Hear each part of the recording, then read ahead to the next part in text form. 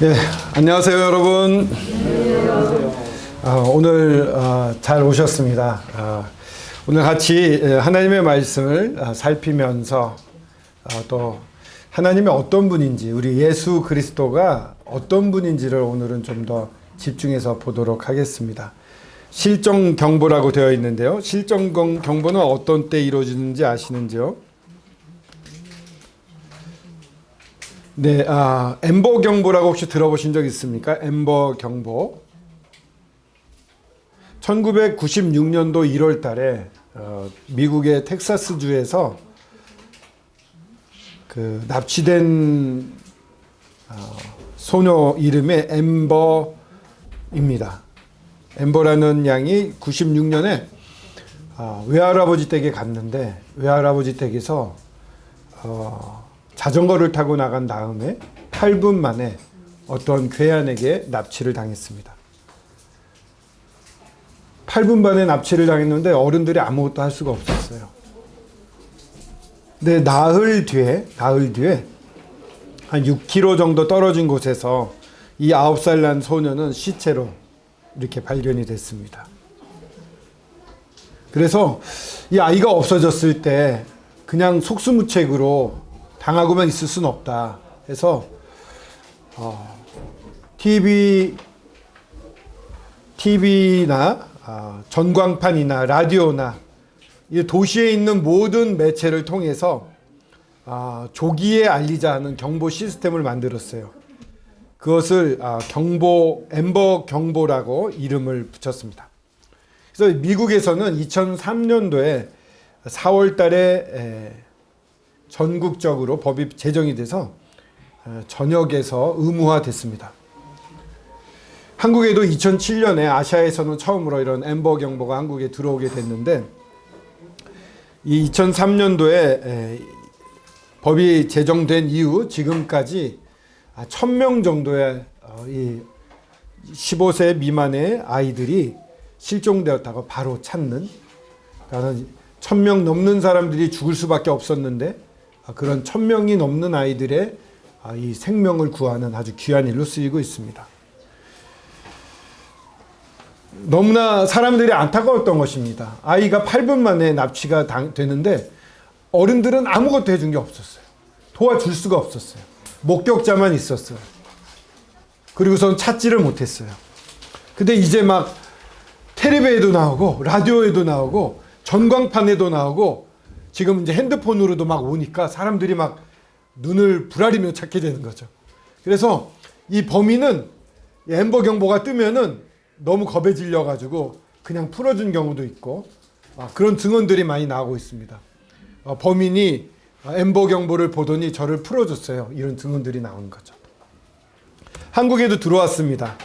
실종 경보 문자 제도라고 그래서 2007년부터 들어와서 했지만은 2021년에 다다라서 이렇게 문자로 오게 되고 밑에 클릭을 하게 되면 사진하고 상황이 잘 나오는. 그래서 한국에서도 2017년에 보면은 실종 건수가 38,000건이었는데 21년 작년 4월에 보면은 12,000건으로 이런 알림 시스템이 효과를 거둬서 많이 줄어들고 있습니다. 이 부모님들의 마음이 어떨까요? 사람만 있어다오. 엠버의 경우에도 사람만 있어다오. 근데 25년째 되는 때 이 엄마가 이 아이의 묘지에 헌화를 하면서 그래도 네가 그렇게 죽었을 때 이게 계기가 되어서 엠버 경보라는 게 생겨서 많은 사람의 목숨을 구했단다. 참 다행이다. 이렇게 아이 묘지 앞에서 말을 했지만 아직도 그 범인은 못 잡고 있다고 합니다. 한국에서도 이와 같이 실종 경보 문자 제도, 그래서 이 부모들이 애타게 찾습니다. 근데 이렇게 했을 때 감사하게도 99.8% 찾는데요. 너무 감사하지 않습니까? 실종한 신고의 99.8%를 찾는 나라가 되었습니다. 너무 감사합니다. 우리가 살펴볼 게 있습니다. 하나님이 찾으세요. 어떻게요? 내가 거룩한 이름을 위하여 열심을 내어 야곱의 사로잡힌 자를 돌아오게 하며 이스라엘 온 족속에게 사랑을 베풀지라. 부모님이 자녀를 찾는 건 사랑 때문입니다. 마찬가지로 하나님도 당신의 모습을 닮게 해서 만든 이 자녀들, 사람들을 찾으십니다. 근데 이 사람들이 하나님보다는 내가 하나님 자리에서 살 거야, 내 마음대로 살 거야, 하나님을 떠나버렸어요. 이제는 하나님 앞에 나와서 엎드리려고 하지 않습니다. 내가 하나님처럼 살 수 있어, 내가 똑똑한데, 내가 다 아는데 하나님 필요 없어 하고 떠나갔는데, 사실은 그런 생각을 넣어준 악한 세력에 속아서 그에게 사로잡혀 사는 것입니다. 빛의 나라냐 어둠의 나라냐, 이 두 개밖에 없어요. 빛의 나라에 살면 하나님을 만나서 하나님과 영원히 살게 되고, 어둠의 나라에 살면 어둠의 나라의 지배자인 사단은 결국은 심판을 받게 되는데, 그 나라에 사는 모든 속해 있는 사람들이 다 심판을 받게 됩니다. 이 어둠의 나라에 사로잡혀 있는 자들을 돌아오게 하려고 하나님은 마음을 쓰고 또 쓰십니다. 열심을 냅니다. 그래서 사랑을 베풀고 싶어 하십니다. 이게 하나님의 마음이에요.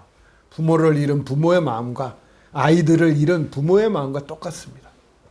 하나님은 이렇게 찾으십니다.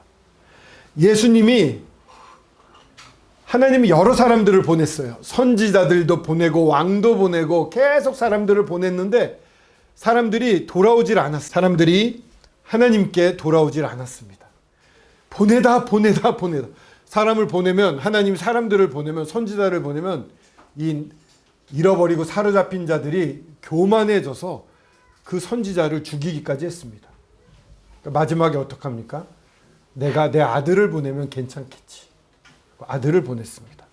그래서 말씀이라는 것은 예수 그리스도입니다. 이 세상을 만드실 때 말씀으로 창조하셨거든요. 예수님이 육신이 되어 우리 가운데 거하심에, 육신이 되셔서 이 땅에 오셔서 우리 안에 거하시다 할 때, 거하시다는 텐트를 치다 뭐 이런 뜻이 있습니다. 저희들과 함께 살려고 이 땅에 오셔서 이 몸을 입고 이 안에 내주하신 것입니다. 그래서 사람들이 이제는 하나님의 영광을 예수 그리스도를 통해서 보게 됐습니다. 그의 영광을 보니 아버지의 독생자라는 건 구약부터 하나님의 후계자다, 그리스도를 말해왔습니다. 독생자의 영광이 나타났고 은혜와 진리가 충만했습니다. 은혜라는 것은요, 받을 가치가 없는 사람에게 베풀어지는 호의예요. 그런 사람에게 하나님이 넘치게 부어주십니다. 진리라는 것은 흔들림이 없는 절대적인 원리입니다. 선과 악도 정확하게 드러납니다. 이 진리의 중심에 누가 계시냐면 하나님이 계십니다. 하나님만 진리예요. 하나님은 회전하는 그림자가 없어요. 과거도 미래도 현재도 동일하신 분이에요. 같은 기준으로 사람들을 대하고 계세요. 사람들은 기분이 좋을 때 나쁠 때 변하지만 하나님은 안 그러십니다. 어떤 상황도 변함없는 진리를 가지고 계신 분. 예수 그리스도가 이 땅에 오시면서 이 은혜와, 이 사랑과 은혜와 진리, 옳고 그름과 공의, 거룩, 이런 것들이 정말 충만하게 나타났습니다. 하나님이 아들을 보내가지고 모든 사람들로 하여금 아버지 하나님의 마음을 다 드러내신 거예요. 그러니까 예수 그리스도를 보면 우리는 하나님을 알 수가 있습니다. 그러니까 우리는 예수 그리스도를 집중해야 됩니다. 예수님이 이 땅에 오셨습니다. 어린아이로 오셨습니다. 죽기 위해 오셨습니다. 자라났습니다. 이제 30세가 되었을 때 사역을 시작하십니다. 사역을 시작하셨는데, 예루살렘과 저 위에 베단이라는 곳이 있는데, 저 위에 갈릴리호수가 있었습니다. 그 사이에는 사마리아라는 지역이 있었어요. 거기는 이방 민족하고 이스라엘 사람들이 혼혈이 돼가지고 이스라엘 사람들이 꺼리는 곳이었습니다. 저곳에 가면 안 돼 하고 꺼리는 곳에 찾아오시는 예수님. 사마리아 여자가 있었습니다. 사마리아 여자가 좀 창피했어요.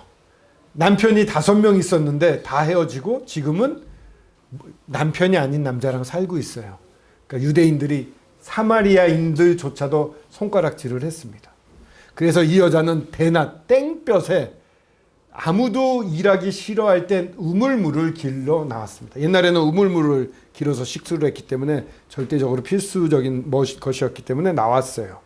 근데 예수님은 한 사람을 위해서 그곳에 찾아가시는 분이에요.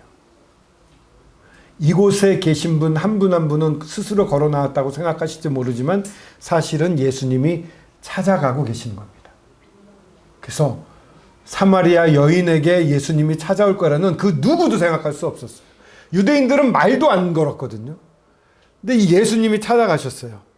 그래서 물을 좀 달라 이런 얘기를 했어요. 그래서 이 여인이 깜짝 놀라는 거예요. 아니 유대인으로서 어찌하여 사마리아 여자인 나에게 물을 달라 하나이까?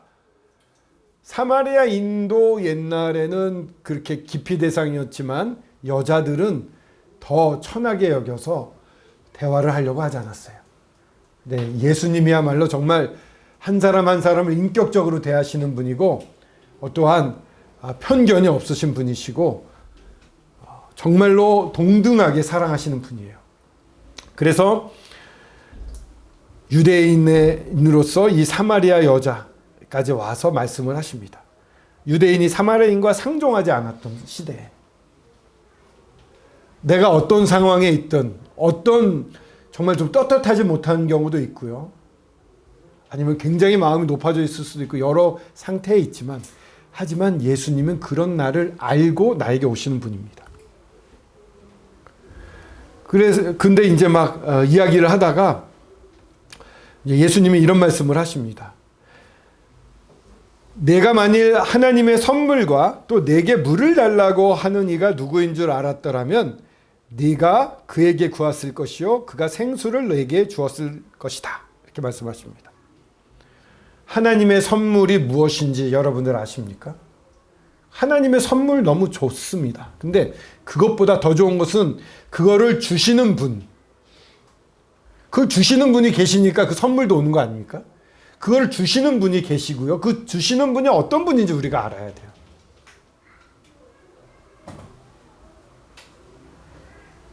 선물은 영원한 생명, 심판을 안 받고 천국에 갈 수 있는 것, 나의 모든 기도를 들어주시는 것, 이런 죄와 사망을 다시는 기억하지 않게 하시는 것, 이런 것들이 선물이라면은 그 일을 이루어주시는 분이 누구신지, 내게 선물은 너무 좋은데 그 선물 주시는 분이 바로 예수님이시죠. 예수님입니다. 이 여인은요, 사실은 하나님을 구하는 마음이 있었어요. 예배도 제대로 드리고 싶었는데 예배도 못 드리고, 그리고 예수님을 그리스도를 만나고 싶은 마음이 있었어요. 이 마음에 찾는 게 있었어요. 어쩌면 여러분들과 비슷합니다. 찾는 마음이 있는 거예요. 그분이 누군지 알고 싶어 하는 거죠. 그래서 나오셨어요. 하나님의 선물, 영원한 생명입니다. 그리고 그걸 주시는 분이 누구인지 바로 눈앞에 예수님을 두고도 이 여인은 못 알아보고 있습니다.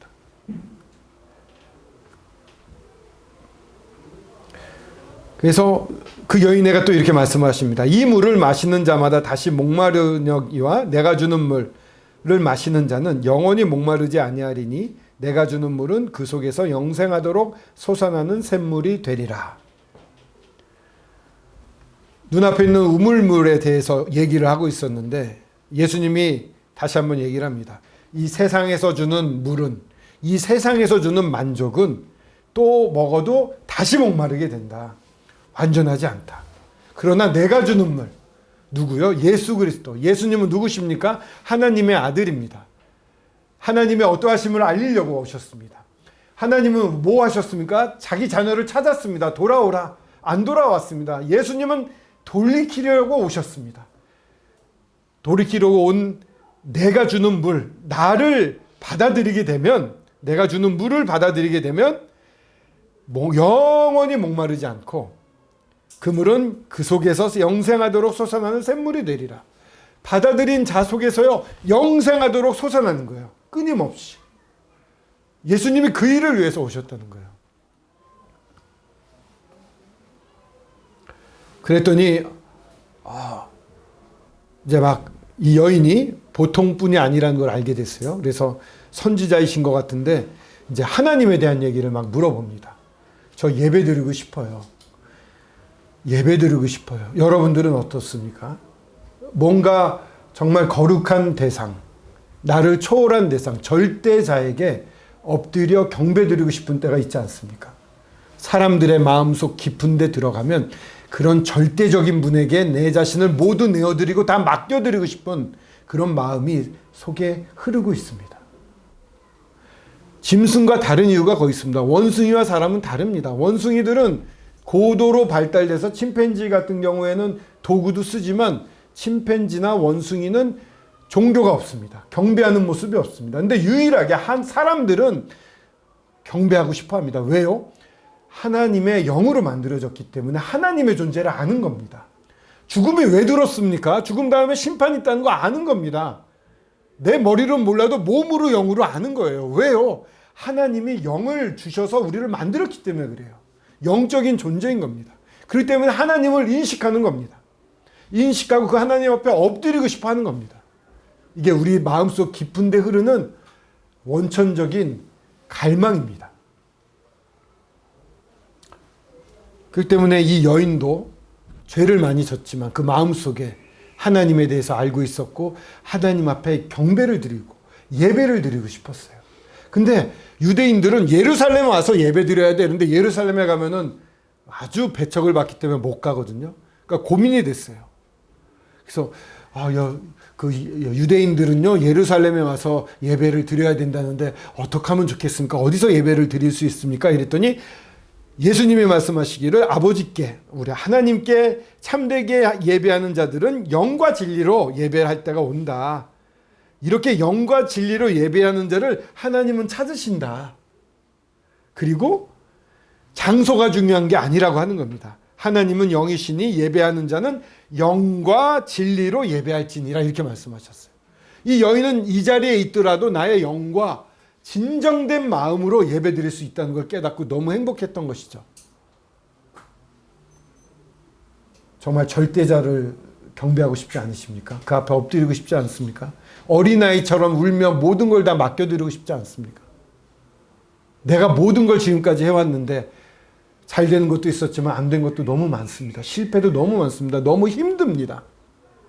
이런 나를 마치 엄마가 자녀를 다시 찾아서 꽉 안으면서 괜찮아, 내가 있잖아, 나를 믿어 라고 말하는 그 엄마의 품 같은 우리 주님이 여러분들을 푹 안고 괜찮아, 내가 있어.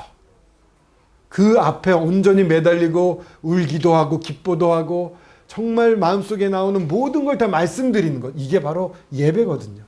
나의 가진 가장 큰 기쁨을 다 드리는 거. 이게 예배거든요. 이 여인은 너무나 기뻤습니다. 그러면서 들었던 지식에 따라 그리스도가 오면 그런 걸 알려주신다고 그랬어요. 했더니 예수님이 바로 내가 그리스도다. 예수께서 이르시되 내게 말하는 내가 그라 라고 하니까 어떻게 합니까? 여자가 물동이를 벌어두고 물 들어온 게 되게 중요했어요. 이 사람에게 있어서는 가장 중요한 것이었을지 모릅니다. 버려두고 동네로 막 들어가서 내게 행한 모든 일을 내게 말한 사람을 와서 보라. 이가 그리스도가 아니냐 하고 막 사람들 눈치 보고 돌아다니던 여인이 예수 그리스도를 만나니까 완전 변한 거예요. 두려운 게 없어졌어요. 부끄러움도 없어졌어요. 이 예수 그리스도를 만날 때 우리는 이와 같은 놀라운 기쁨을 선물로 받게 됩니다. 이게 선물이에요. 이 선물을 주신 분은 예수 그리스도십니다. 예수 그리스도는 여러분들을 사랑해서 지금도 여러분들을 찾고 계시고 이 자리에 와 계시고 여러분들이 문을 열기를 기다리고 계셔요.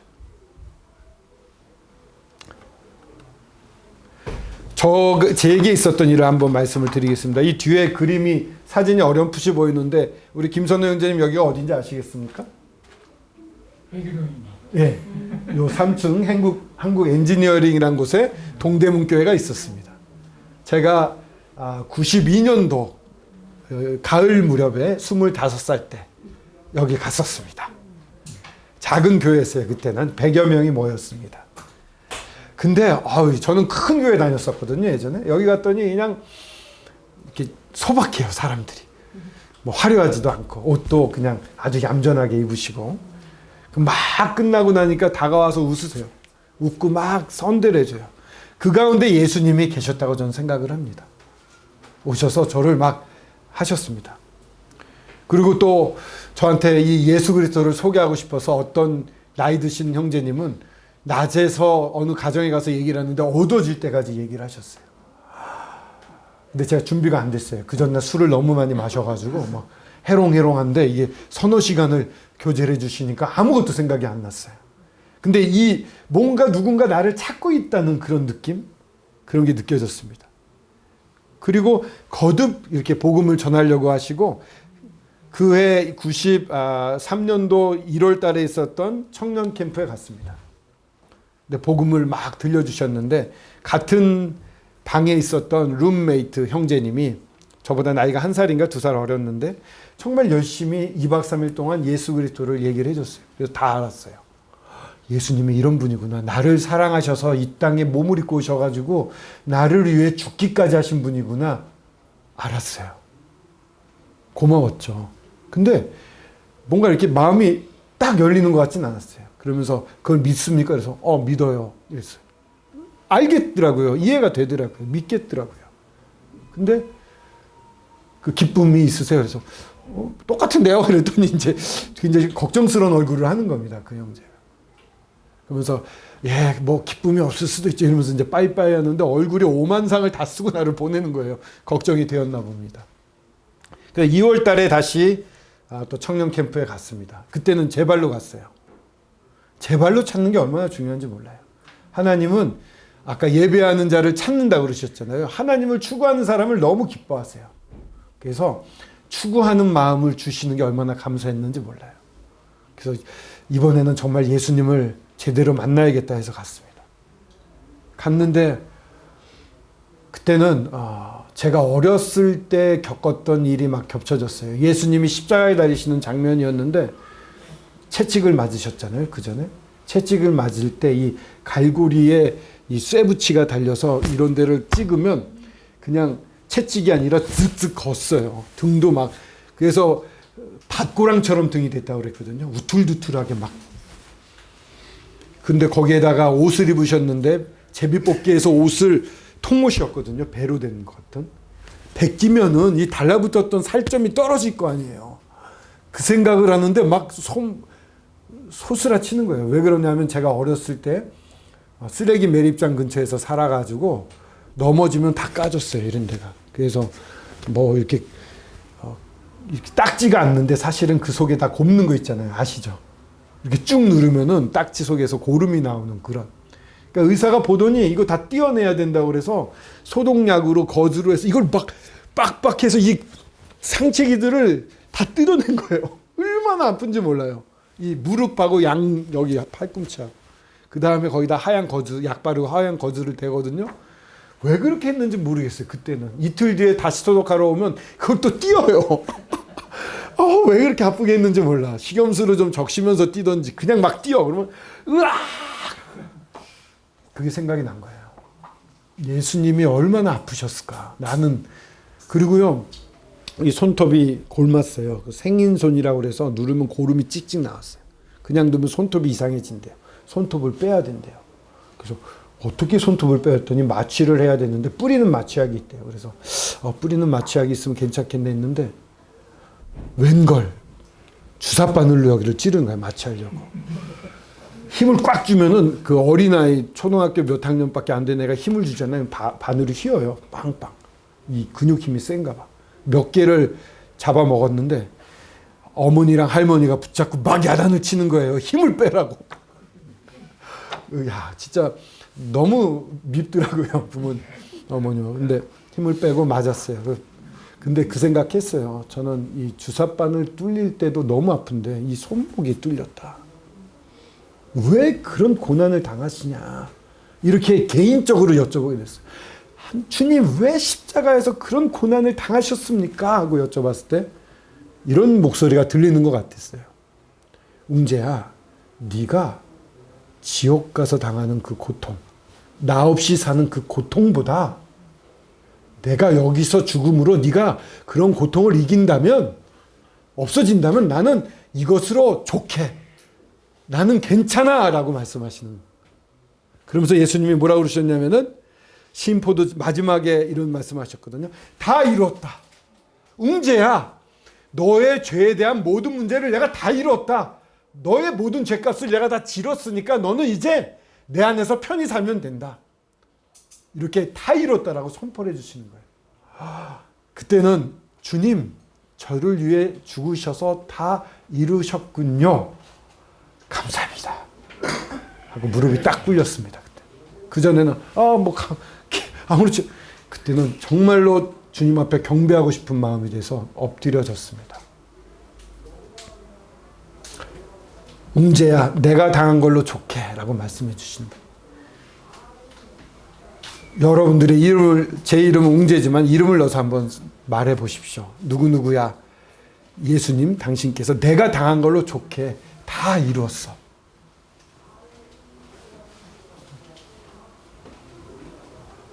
그냥 십자가가 나의 죄를 용서해 주는 어떠한 틀이 아닙니다. 그 일을 이루신 분이 예수님이신데 그분은 우리랑 똑같은 사람이었어요. 완전한 사람으로 오셨어요. 그래서 배고프고요, 피곤하셔서 풍랑치는 바다에서 깨지도 않을 정도로 피곤하셨고요, 또 이 기도하는 성전을 더럽힌 사람들 볼 때 화가 나셔서 막 상도 엎으셨고요, 나사로의 그 죽은 나사로가 죽었고 사람들이 그 가운데 슬퍼할 때 같이 우시고요, 우리랑 똑같았어요. 하나님이시기 때문에 모든 걸 할 수 있는 분이 아니라 하나님이신 것을 버리고 사람으로 사셨습니다. 그러나 필요할 때 하나님의 능력 주시면 그 능력으로 기적을 행하셨지만 이 땅에 사실 때는 완전한 사람으로 사신 겁니다. 하나님이시면서 사람이신데 육체로 갖고 우리랑 똑같이 사셔서 희노애락을 다 맛보시고 몸의 피곤함과 아픔과 이런 거 다 하시는 분이었어요. 아들이시면서도 받으신 고난으로 순종함을 배워 온전하게 되었다. 사람으로는 할 수 없는 일을 하셨어요. 사람은 그런 극한에 오면 아마 애인했을 거예요. 근데 예수님은 끝까지 사람이면서도 하나님을 향한 순종을 다 하시고 십자가에 죽기까지 하신 것입니다. 그냥 하나님이 쉽게 하신 거 아닙니다. 그 예수 그리스도가 하나님의 영광 가운데 있었기 때문에 하나님의 영광이 있잖아요. 의롭다 하는 것은 죄가 없다는 거랑 죄가 없으면 의롭다 이렇게 생각하는데 달라요, 차원이. 죄가 없는 것도 의로운 거지만 훨씬 높은 영광 가운데, 가운데 계셔가지고 죄가 없는 천사들이 나르면서도 얼굴을 가려요. 그 영광을 못 봐요, 죄 없는 천사가. 그런 영광 가운데 계셨던 분이 우리랑 똑같은 사람으로 와가지고 종의 형체를 가져서 사람들한테 모욕당하는 거예요, 피조물에게. 그러면서 십자가에 달려 죽기까지 해요. 그 한 사람을 위해서. 여러분 한 사람을 위해서, 나를 위해서 십자가에서 죽으시기까지 사랑을 확증하신 분이에요. 그래서 고난으로 순종함을 배워서 온전하게 되신 겁니다. 그래서 자기에게 순종하는 모든 자에게 영원한 구원의 근원이 되십니다. 예수 그리스도로 말미암아 여러분들은 구원받을 수 있습니다. 내 노력도 아무 의미가 없습니다. 예수님께 나아오십시오. 예수님이 나를 위해 어떤 일을 하셨는지, 이분이 어떤 분인지, 나를 얼마나 사랑하시는지를 집중하시기 바랍니다. 그리고 그렇구나 하면 받아들이시고 그 앞에 무릎을 꿇으시면 좋겠습니다. 근데 그런 순간이 옵니다. 주님이 정말 그렇구나라고 믿어지는 순간이 옵니다. 나와서 찾으십시오. 구하십시오. 이 말씀이 마지막입니다. 다 같이 한번 읽어보겠습니다. 시작.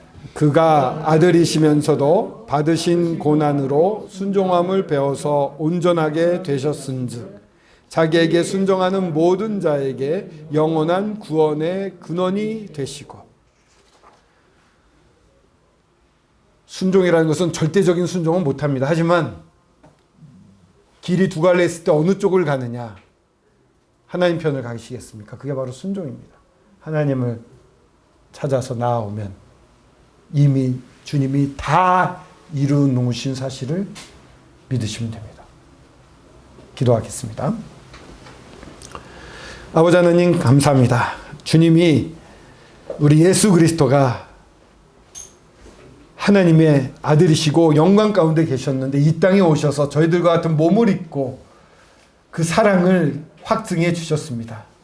지금 이 순간에도 찾고 계십니다. 사로잡힌 자를 되돌리려고 하고 계십니다. 내게로 오라, 나와 함께 있자라고 말씀하십니다. 사마리아 여인을 찾아갔듯이 나를 찾아오시고 여러 사람이 아니라 한 명 한 명, 바로 나를 가장 신경 쓰시고 나에게 말씀하고 계시는 이 주님을 이곳에 계신 모든 분들이 받아들일 수 있도록, 믿을 수 있도록 인도하여 주시옵소서. 주님께 의탁을 드려오며 주 예수 그리스도의 이름으로 기도드렸습니다. 아멘.